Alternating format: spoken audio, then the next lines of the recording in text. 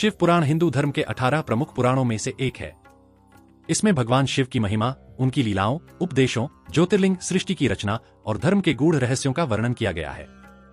शिव पुराण में शिव को पंचदेवों में प्रधान बताया गया है। शिव पुराण में शिव को प्रसन्न करने के लिए कई रहस्य बताए गए हैं। शिव पुराण हमें जीवन जीने की कला और धर्म, भक्ति, कर्म और मोक्ष के मार्ग पर चलने की प्रेरणा देता है।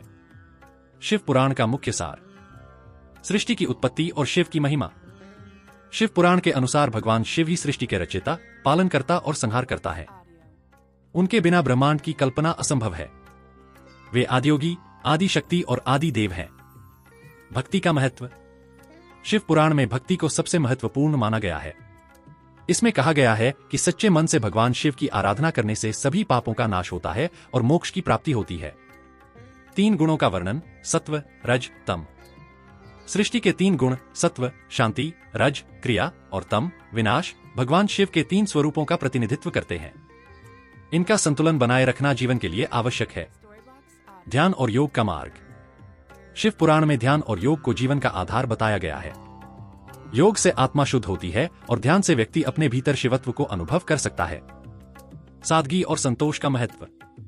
भगवान शिव का साधारण जीवन सादगी और संतोष का प्रतीक है।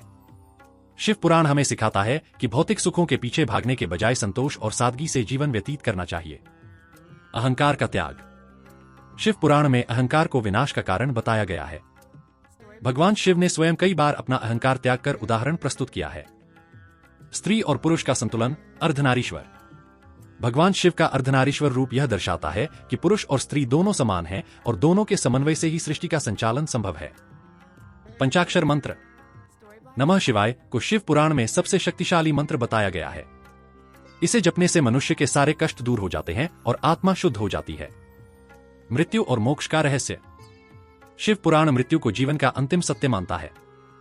भगवान शिव के उपदेश हमें यह सिखाते हैं कि मृत्यु के भय से मुक्त होकर धर्म, सत्य और भक्ति के मार्ग पर चलना चाहिए। धर्म और कर्तव्य का पालन। शिव पुराण सिखाता है कि जीवन में धर्म और कर्तव्य का पालन करना सबसे महत्वपूर्ण है। अपने कर्म को पूरी ईमानदारी से करते हुए भगवान में विश्वास रखना चाहिए।